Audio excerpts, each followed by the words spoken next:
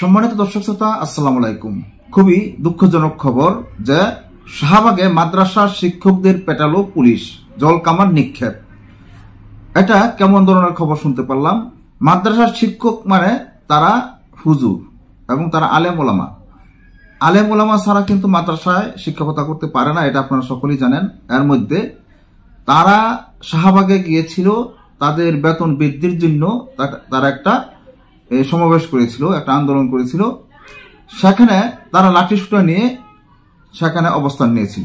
তখন পুলিশের ব্যারিকেড ভেঙে তারা ভিতরে প্রবেশ করেছে।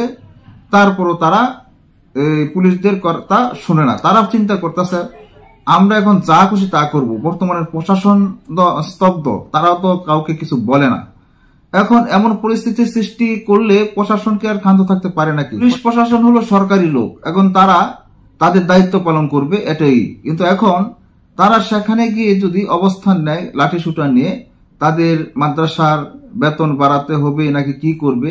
আজকে সেখানে গিয়ে তারা যেই অবস্থান নিয়েছিল, যেই পরিস্থিতি সৃষ্টি করেছিল, সেই পরিস্থিতি মোকাবেলা করতে গিয়ে পুলিশ তাদেরকে লাঠিপেটা করলো, জলকামান নিক্ষেপ করেছে। এখন এই অবস্থায় 6 জন আহত হয়েছেন, ঢাকা মেডিকেল কলেজ হাসপাতালে আছেন।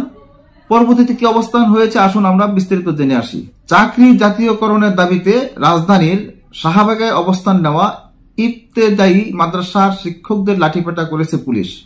এক পর্যায়ে সাউন্ড গ্রেনেড ও জলকামান নিক্ষেপ করা হয়। এতে আহত হয়েছে অন্তত 6 জন। আজ রবিবার দুপুর 1:15টার দিকে শাহবাগ থানার সামনে এ ঘটনা ঘটে। আহতরা হলেন আনোয়ার হোসেন, ফরিদুল ইসলাম, আমিনুল, মিজানুর রহমান, বিন্দু ঘোষ ও মারুফা আক্তার। তারা ইবতেদায়ী শিক্ষক বলে জানা গেছে। তাদের ঢাকা মেডিকেল কলেজ হাসপাতালে নেওয়া হয়েছে। এ বিষয়ে শাহবাগ থানার ভারপ্রাপ্ত কর্মকর্তা খালিদ মনসুর সাংবাদিকদের বলেন, শিক্ষকরা পুলিশের ব্যারিকেড ভেঙে সামনের দিকে যাওয়ার চেষ্টা করলে তাদেরকে সরিয়ে দেওয়া হয়েছে, কোনো হামলা হয়নি।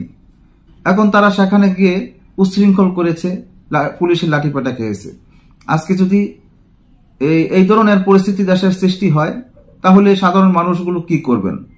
তারা জাতীয়করণ করতে হলে তো তাদের আন্দোলন করা যায় না। চাকরির যদি জাতীয়করণ করতে হয়, এটা সরকারি ভালো করে বুঝবেন, সরকারি ভালো জানেন কিভাবে তাদেরকে চাকরি জাতীয়করণ করবেন।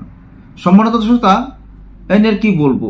দেশের পরিস্থিতি আজও কেন নিয়ন্ত্রণে আসছে না, এটা বুঝতে পারলাম না। কদিন পর পর ওই আন্দোলন, ওই আন্দোলন, এই দাবি, ওই দাবি, আনসারের দাবি, পুলিশের দাবি, শিক্ষকদের দাবি, চেয়ারম্যানের দাবি, বিভিন্ন দাবি। এই দাবি দেওয়ার পালয় শেষ হয় নাই।